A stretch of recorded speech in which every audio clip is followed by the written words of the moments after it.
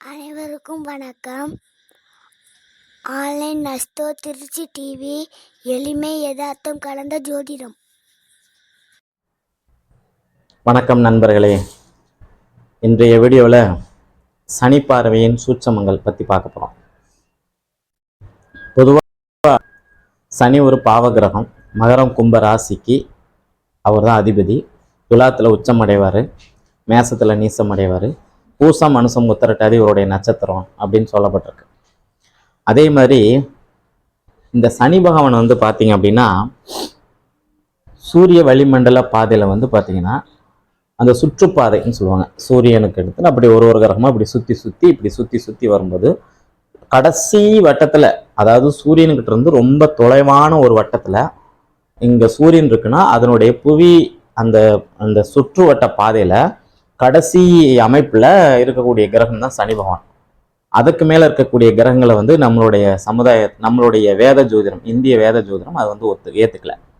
அப்போது இந்த கடைசியில் அந்த சூரியனுடைய ஒளியிலிருந்து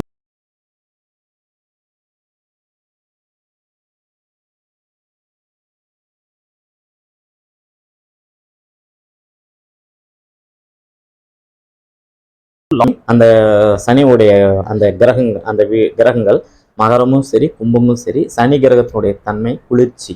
அதனாலதான் அங்க பனிக்கட்டிகளா இருக்கும். தண்ணீர் சந்திரன் அந்த தண்ணீரை ஃப்ரிட்ஜில் வச்சு பனிக்கட்டியா மாறும்போது அது சனி பகவானா மாறிடும். சரிங்களா? அந்த அமைப்புக்கு அது வச்சிருப்பாங்க. ஸோ அப்படிப்பட்ட சூரியனுடைய ஒளியே விழாத ஒரு பகுதி தான் சனி பகவானுடைய 2 வீடுகளும். ஓகேங்களா? நீங்க இன்னொரு விஷயமும் கேட்கலாம், சார் மீனம் தான் சார் கடைசி வீடு, ஆனால் மகரம் கும்பத்தை கடைசின்னு சொல்றீங்க அப்படின்னு. தனுசு முன்னாடி வரும்போது அது மீனத்தையும் அது சேர்த்து இழுத்துரும். அப்போ லாஸ்ட் செக்ஷன்ல இருக்குது மகரமும் கும்பம் தான்.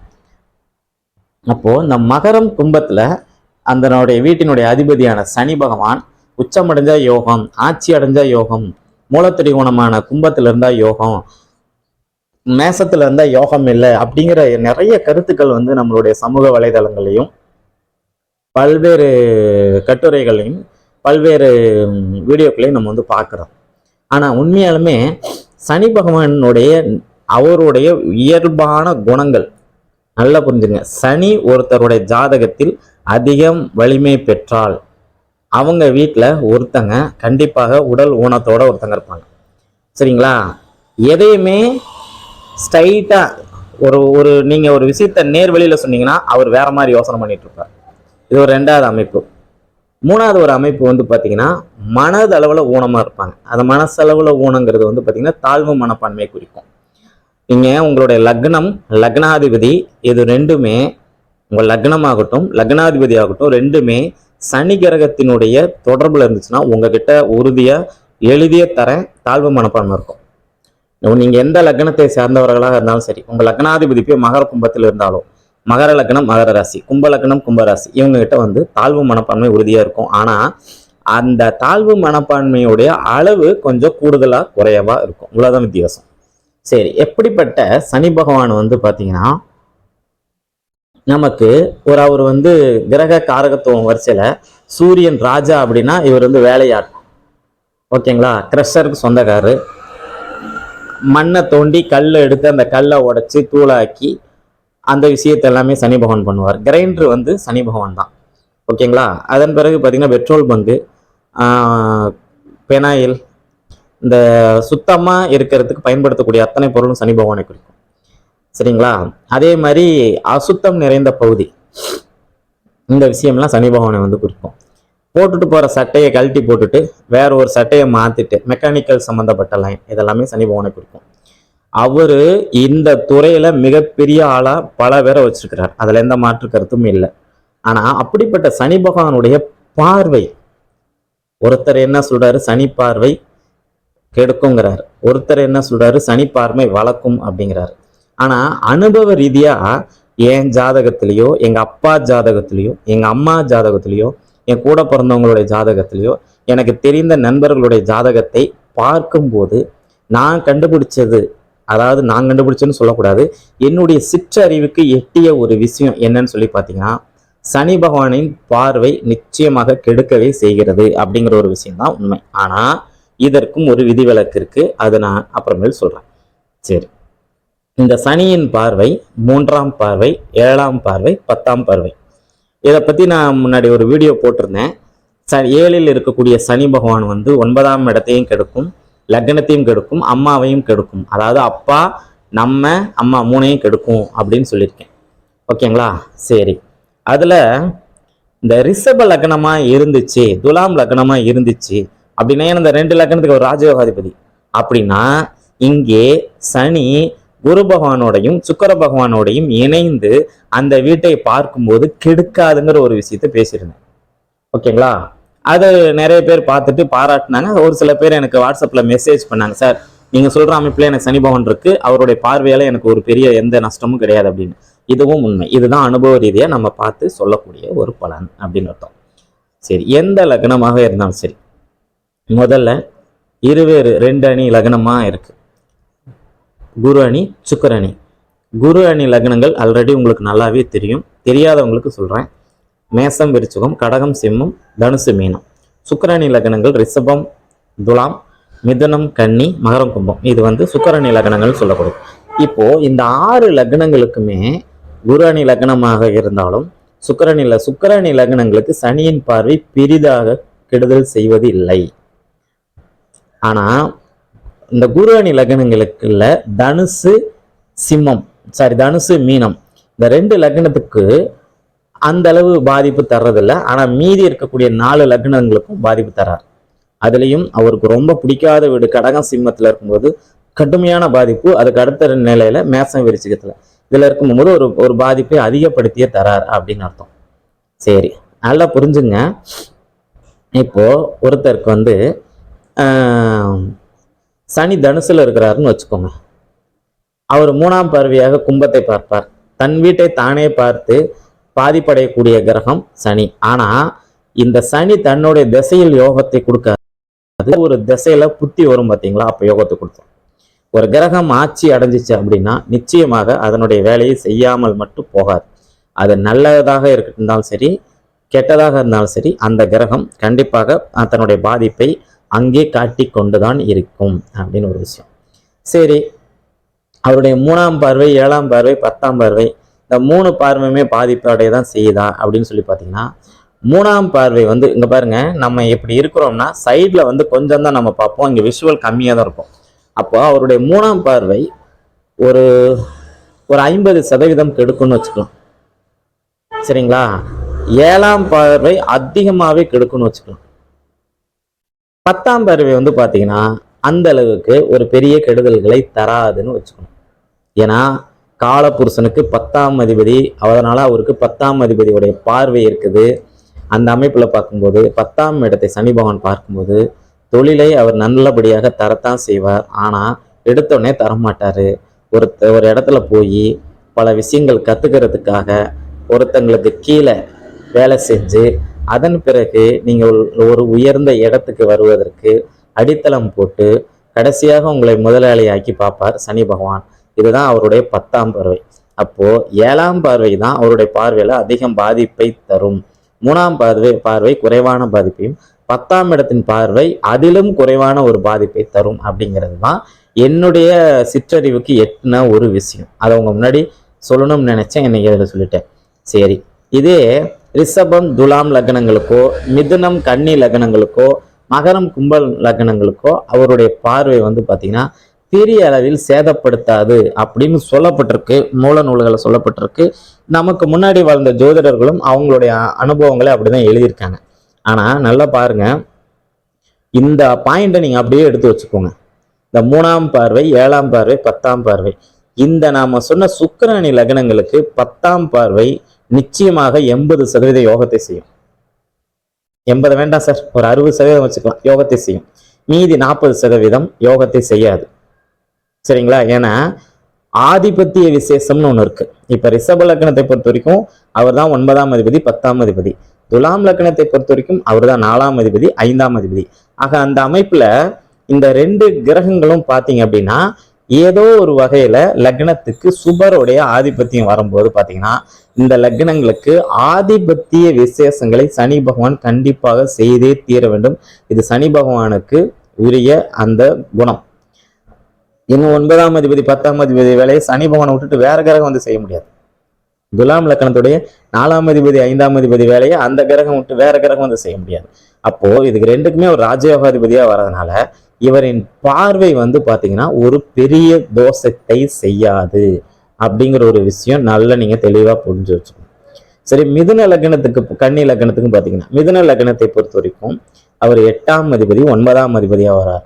8ஆம் அதிபதி ஒரு துர்ஸ்தானம் தான், மரணம் ஆயில் விபத்து கண்டத்தை குறிச்சாலும் 9ஆம் இடம் பாக்கியஸ்தானம்னு ஒரு விஷயம் வருது இல்லையா, அவர் அந்த வீட்டுக்கு 6, 8, 12 மறையும் போது நல்லா பாருங்க, 8ஆம் இடத்தையே சனி இப்ப மிதுன லக்னமாகி 8ஆம் இடத்தை நம்மளுடைய சனி பகவான் பார்க்க கூடாது. பார்த்தால் ஆயுள் குறைவு. முன்னாள் முதல்வர் செல்வி ஜெயலலிதா அவர்களுடைய ஜாதகத்துல இந்த அமைப்பு இருப்பதை நீங்க கண்கூடாவே பார்த்திருப்பீங்க. சரி, அதன்படி பார்த்தீங்கன்னா இந்த மிதுன லக்னத்துக்கு ஒரு 2ஆம் இடத்துல இருக்கும்போது குடும்பத்தையும் கெடுத்து அங்கிருந்து தன்னுடைய 3ஆம் பார்வையாக, நல்லா கவனிங்க, 3ஆம் பார்வையாக பார்த்து எங்க பார்ப்பாருன்னா 4ஆம் இடத்தை பார்ப்பார். 4ஆம் இடத்தை பார்க்கும்போது பிறந்த ஊரை விட்டு வெளியே நகர்த்துவார். ஏன்னா 5க்கு அது 12, ஓகேங்களா? அப்ப பிறந்த ஊரை விட்டு வெளியே நகர்த்துவார். சரி, அங்கிருந்து 8ஆம் இடத்தை பார்ப்பார். 8இல் சனி பகவான் இருந்தால் ஆயுள் அதிகம், 8ஆம் இடத்தை சனி பார்த்தால் ஆயுள் குறைவு அப்படிங்கிற ஒரு விஷயத்தை இங்க நீங்க ஞாபகம் வச்சுக்கணும். இதே மிதுன லக்னத்துக்கு சிம்மத்துல போய் சனி பகவான் இருந்து 9ஆம் இடத்தை பார்த்தார், நிச்சயமாக இவங்களுடைய பெயர் புகழ் பாக்கியம் மிகப்பெரிய அளவில் வெளியில வரும். ஆனா தகப்பனாரால் எந்த ஒரு முன்னேற்றமும் இருக்காது, தகப்பனாரால் நமக்கு எந்த பிரயோஜனமும் இருக்காதுங்கிற ஒரு விஷயத்தையும் இங்க நம்ம சொல்லிடுறோம். சரி, அதுக்கப்புறம் கன்னி லக்னத்துக்கு பார்ப்போம். கன்னி லக்னத்துக்கு அவரே 5ஆம் அதிபதி 6ஆம் அதிபதி வருவார். 5ஆம் இடம் என்ன? பூர்வ புண்ணியஸ்தானம், உத்திரஸ்தானம், முன்னோர்களுடைய ஆசீர்வாதம், நம்மளுடைய குழந்தைகளுடைய வாழ்க்கை முறை, ஓகேங்களா? இதை சார்ந்த ஒரு அமைப்பை குறிக்கக்கூடிய பாவம் 5ஆம் இடம். மனசுல தோணக்கூடிய ஆசைகளை நிறைவேற்றி தரக்கூடிய பாவம் 5. 6ஆம் இடம் கடன், நோய், எதிரி, வம்பு, வழக்கு, அசிங்கம், கேவலம், அவமானம், வேலை, இந்த மாதிரி அமைப்புகள்லாம் 6ஆம் இடத்துல இருக்கு. வாடகை வருமானமும் 6ஆம் இடத்துல இருக்கு. அப்போ சனி பகவான் வந்து பாத்தீங்கன்னா மகரத்தோட தொடர்பு கொள்ளும்போது அங்கே குழந்தை சார்ந்த ஒரு வகையில பிரச்சனை கொடுக்காம உங்களுக்கு யோகத்தை தரமாட்டார் அப்படிங்கிற ஒரு விஷயத்த நீங்க முதல்ல புரிஞ்சுக்கணும். அதே மாதிரி பாத்தீங்கன்னா 6ஆம் இடத்தை அவர் பார்க்கும்போது கடன், நோய், எதிரி, வம்பு, வழக்கு சார்ந்த ஒரு விஷயங்கள்ல நமக்கு ஒரு பிரச்சனை, இதுல ஏதாச்சும் ஒண்ணு கொடுத்துக்கிட்டே தான் இருப்பார் கடைசி வரைக்கும். நிறைய ஜாதகங்கள்ல அதுக்கு ஒரு தீர்வே இல்லாம ஜாதகம் வந்து அந்த ஜாதகரே தீர்வே கண்டுபிடிக்க முடியாத அளவுக்கு போயிடும். அவர் இறந்த பிறகு போட அவருடைய வாங்கிய கடன் அப்படி நிற்கும், ஓகேங்களா? ஏன்னா நோய்ங்கிறது நம்ம இறந்தது பிறகு நோயாது அதெல்லாம் நமக்கு தெரியாது, ஆனா கடன் அப்படி நின்றுட்டு தானே இருக்கும். அப்ப அந்த பாவங்களை பார்க்கும்போது அந்த பலனையும் அவர் சேர்த்து செய்வார். 5ஆம் அதிபதியாக அவர் செயல்படும் போது நல்ல யோகமான பலன்களை தராரு. அப்பவும் புத்திர குழந்தைகள் சம்பந்தப்பட்ட விஷயத்துல ஒரு தோஷத்தை கொடுக்காம அவர் செய்ய மாட்டாரு. ஒரு குழந்தை இருக்கிறது, 2 குழந்தை இருக்கிறது, 2 பெண்ணா இருக்கிறது, 2 ஆணா இருக்கிறது, இவங்களுக்கு பெண் குழந்தை வேணும்னு நினைப்பாங்க, 2 ஆணா கொடுத்துருவாங்க. இவங்களுக்கு ஆண் குழந்தை வேணும்னு கேட்பாங்க, 2 பெண்ணா கொடுத்துருவாங்க. ஒரு ஆரோக்கியமான குழந்தை வேணும்னு எல்லா பேரண்ட்ஸ் நினைப்பாங்க, ஒரு ஆரோக்கியமற்ற ஒரு குழந்தைகளை கொடுக்கறது. இந்த மாதிரி வேலையெல்லாம் சனி பகவான் 5ஆம் இடத்தோடு தொடர்பு கொள்ளும் போது கண்டிப்பாக செய்யதான் அந்த மாதிரி விஷயங்கள் நடக்குது அப்படிங்கிற ஒரு விஷயத்தை இங்க வந்து நம்ம சொல்லலாம். சரிங்களா? சரி, அதன் பிறகு பார்த்தீங்கன்னா அவருடைய சொந்த லக்னம் மகர லக்னமும் கும்பர லக்னம். இந்த மகர லக்னத்துக்கு வந்து பார்த்தீங்கன்னா அவருடைய பார்வை பலன் வந்து பார்த்தீங்கன்னா ஒரு 2ஆம் அதிபதி 2ஆம் இடத்தை பார்க்கும்போது 2ஆம் இடத்திலேயே உட்கார்ந்திருந்தாலோ 2ஆம் இடத்தையே அவர் பார்த்தாலோ அந்த வீட்டை அவர் ஓரளவுக்கேனும் ஒரு பாதிப்பை கொடுத்து முதல் தொழில் வரையும் செஞ்சு அதாவது குடும்பத்துல வந்து அந்த ஆரம்ப கல்வி படிக்கும்போது இடமாற்றம் தருது. அதே மாதிரி நம்மளுடைய என்ன சொல்றதுன்னா கொஞ்சம் வறுமையை கொடுக்கறது, 2ஆம் இடத்தோட சனி தொடர்பு கொள்ளும்போது வறுமையை கொடுக்கறது, குடும்பத்தில் ஒரு அமைதி இல்லாத ஒரு சூழ்நிலை கொடுக்கறது, இந்த மாதிரி விஷயங்கள்லாம் 2ஆம் இடத்துல சனி பகவான் பார்க்கும்போது கண்டிப்பாக நடக்கும் அப்படிங்கிற ஒரு விஷயம் சொல்லலாம். அவரே லக்னத்தோட தொடர்பு கொள்ளும்போது பார்த்தீங்கன்னா ஜாதகருக்கு தலையில பிரச்சனை தருது, நரம்பு சம்பந்தப்பட்ட பிரச்சனை தருது, உடல் ரீதியான ஒரு சில பிரச்சனைகள் தருது, தன்னை அழகுபடுத்திக்காத ஒரு தன்மையை தருது. இதெல்லாமே இந்த மகரம் கும்ப லக்னங்களுக்கு அவரின் பார்வை கண்டிப்பாக செயல்படும் அப்படின்னு அர்த்தம். சரி, அதன் பிறகு பார்த்தீங்க அப்படின்னா இந்த ஆப்போசிட் லக்னங்கள் இருக்கு பாருங்க, குரு அணி லக்னங்கள் சொல்லக்கூடிய தனுசு மீனத்தை எடுத்துக்குவோம். தனுசு மீனத்தை பொறுத்த வரைக்கும் அதனுடைய லக்னாதிபதிக்கும் சனிக்கும் சமமான உறவு நிலையப்பனால இந்த 2 லக்ன ராசிங்களுக்கு அவங்க ஒரு பெரிய பாதிப்பை தர்றது இல்லை, ஓகேங்களா? அதே மாதிரி அவருடைய பாதிப்பு அதிகம் வந்து பார்த்தீங்கன்னா கடகத்துக்கும் சிம்மத்துக்கும் மேசத்துக்கும் விருச்சிகத்துக்கும் இந்த 4 லக்னங்களுக்கு தான் அவருடைய பாதிப்பு அதிகமாக இருக்கு. இந்த 4 லக்னத்துல பிறந்தவங்களுக்கு சனி பகவான் எந்த காரணத்தை கொண்டும் மேசத்திலோ மேசத்துல ஒரு நீச்சம் அடைஞ்சிருக்கும் போது பரவாயில்லைங்க, ஒன்றும் பெரிய பாதிப்பு இருக்காது. விருச்சிகத்திலோ கடகத்திலேயோ சிம்மத்திலேயோ அவர் இருந்து தன்னுடைய திசையை நடத்தினார் அப்படின்னா கண்டிப்பாக அந்த வீடு வழியாக தன்னுடைய ஆதிபத்தியங்களை செயல்படுத்துவதில் நிச்சயமாக தவறவே மாட்டார். அதுவும் பாசிட்டிவ் விஷயம் கிடையாது, நெகட்டிவ் விஷயத்துல கண்டிப்பா செய்வாரு அப்படின்னு அர்த்தம்.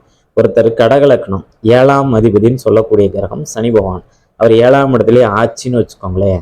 சனி திசை வரும்போது திருமணத்தையே தராரு, குடும்ப உறவுகளை தராரு, குழந்தையே கொடுத்துட்றாரு, ஆனா அவங்களுக்குள்ளார ஒரு பிரிவையும் கொடுத்துட்றாரு.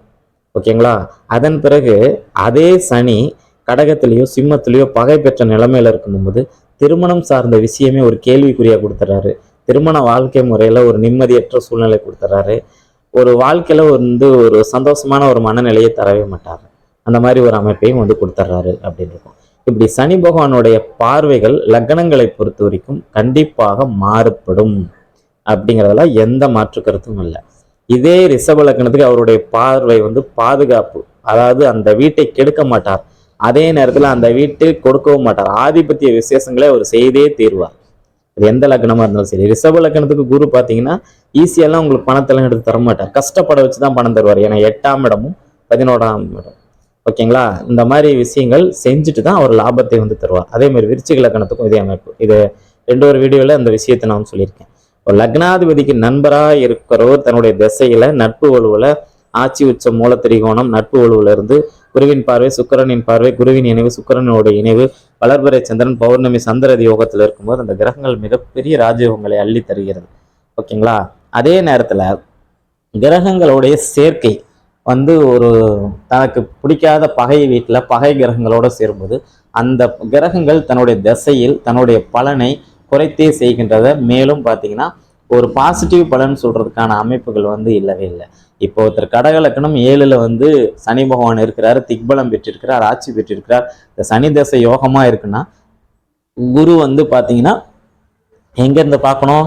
கடகத்துல திக்பலம் பெற்று நேருக்கு நேர் பார்க்கணும். பார்க்கும்போது யோகத்தை தரும்.